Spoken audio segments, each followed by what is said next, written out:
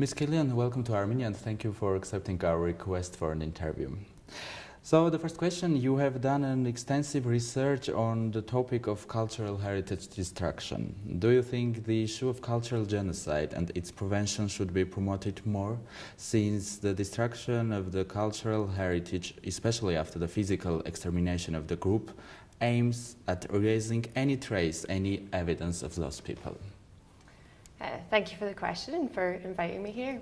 I think the connection between the destruction of cultural heritage and genocide is definitely worthy of further attention, because I think if you think about Lemkin's initial understanding of genocide, it was really about the destruction of the identity of a group, or the core of what makes a group. So for him, this physical destruction is another way in which you do that, but it's not necessarily the ultimate goal. It becomes about really the identity of that group. So when you see it that way, and when you understand that genocide is often a process rather than one event, then this destruction of culture becomes really integral to that. So, the harm that's caused by the destruction of a cultural heritage really speaks to the core of what makes genocide a genocide. So I think that impact of the destruction of cultural heritage really needs to be fully understood. I also think it's important to understand the particular impact of cultural destruction, because when you destroy cultural heritage, what you really do is damage the ability of a group to understand itself and also to connect to its history and its understandings of its traditions. So it has an impact that moves back through time, but also an impact that moves forward through time. And again, you really see the essence of what genocide is about there, because what you're doing when you destroy a group's cultural heritage is also preventing them from then passing on what it means to be them to their children and to future generations as well. So it's a crime that continues to be felt through time and space. So I think that impact really needs to be understood as well. And I think the work of people like Claudia Card, who talk about this notion of social death, is quite useful in that regard, because you're destroying this sense of identity within a group, and that has intergenerational impact on the connections that exist between a group. So, the research that you're referring to that we did with the Cham community in Cambodia, we really saw that play out. So yes, there was a physical destruction of that group, but there was also a very deliberate targeting of their sense of culture. So you saw the targeting of their religious and community leaders, as well as the physical manifestations of their culture. And when we spoke to them, the language that they used really highlighted the impact of that harm. So you had, people saying, you can imagine that this is like living in the darkness when we destroy cultural heritage and when we target religious leaders and things like that. So I think those interconnections between culture, identity, and genocide are something that really need to be fully understood. Thank you. As I know, in your book, Victims, Atrocity and International Criminal Justice, Lessons from Cambodia, you have turned to the issue of international criminal courts and the right of victims. Could you please briefly present to which extent it is possible to bring justice to victims through the international courts?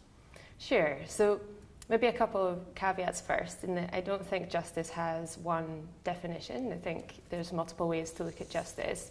It's also important to think of victims as not a homogenous group. They have different understandings of justice, and that concept of justice can change for victims over time. So this is not fixed. But with that being said, in my book I tried to explore two types of justice that maybe can be given to some extent by an international criminal court. So on the one hand, you have a kind of substantive justice.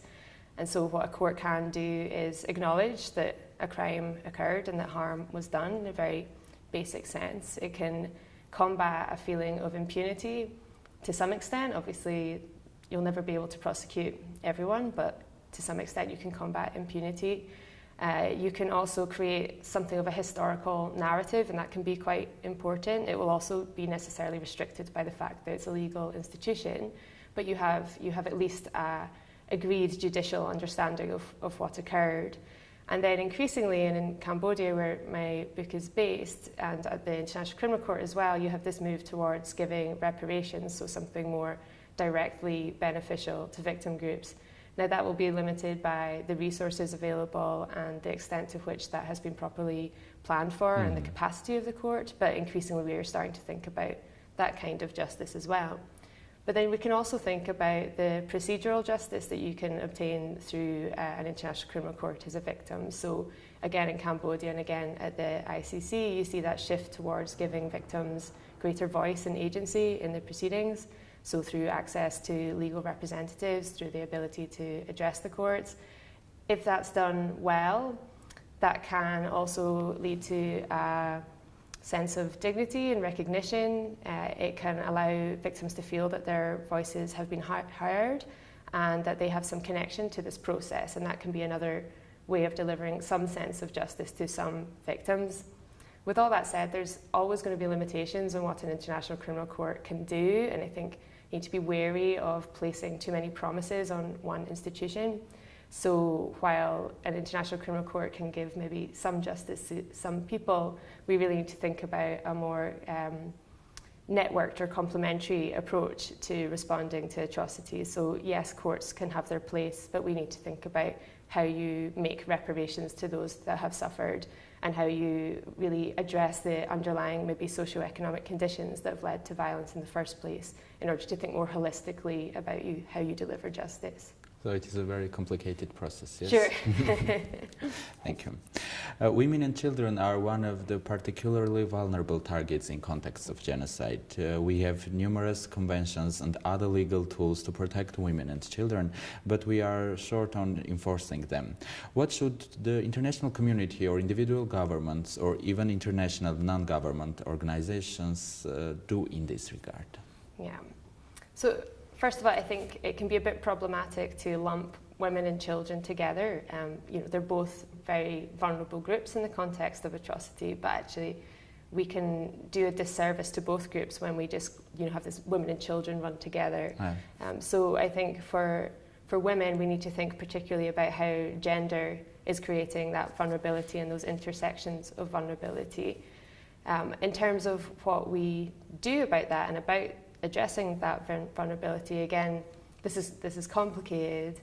I think on the one hand, you need to make sure women have a seat at the table in all of the organisations that you mentioned there. So, women have to have an active role in transitions from conflict. They need to have their voices heard within political institutions, within international organisations, within NGOs on the ground.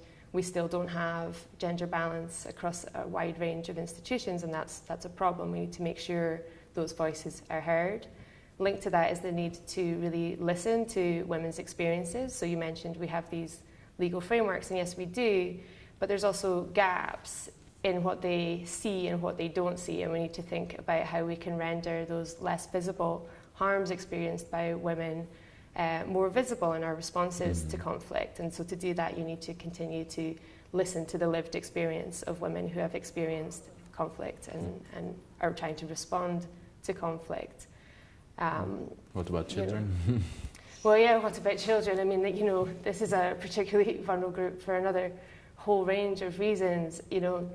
My research has never really looked specifically at the vulnerability of children to genocide, so I wouldn't want to speak too far outside my expertise, But we need to also think about how we address, as I mentioned before, the kind of underlying socioeconomic conditions that create vulnerability. So if you really want to prevent conflict and prevent atrocities being perpetrated against these vulnerable groups, it's often already too late by the time we're thinking about enforcing these legal frameworks. You need to think about our relationships to each other, not just in times of atrocity, but in times of peace. So we need to, address the underlying gender dynamics of our societies and, think about the vulnerabilities that are already pre-existing before we ever reach, a period of conflict. So I think that's really important as well. In every society. Sure. Thank you. You are a lecturer in law at Queen's University, Belfast, yes? And your research interests center on responses to international crimes and mass human rights violations. We all agree on the importance of genocide studies. However, do you see a general interest on the part of large public, the society, towards genocide studies, and how can it be intellectually enlightening? I see an increase in interest in genocide studies within scholarship, sure. You know, we have a proliferation of conferences and journals and institutes looking at this crime. Whether that translates to a broader societal interest in these types of studies, I'm not so sure. I feel possibly in the West in particular, there might be a sense that genocide is something that happens to other people in other societies, and it's not something we need to concern ourselves with so much. And I think that's a problem because we have this rise in xenophobia. You know, you see it, you know, across my country in the context of Brexit. You see it in the US with the rise of Trump. That kind of group against group mentality is on the rise again. And I think what genocide studies can contribute is an understanding that atrocities are not committed by a small group of evil men, but you know, by multiple perpetrators in a multitude of different ways, and that these are not monsters. And also that genocide, as I mentioned at the start, is not an event that suddenly erupts, but a process.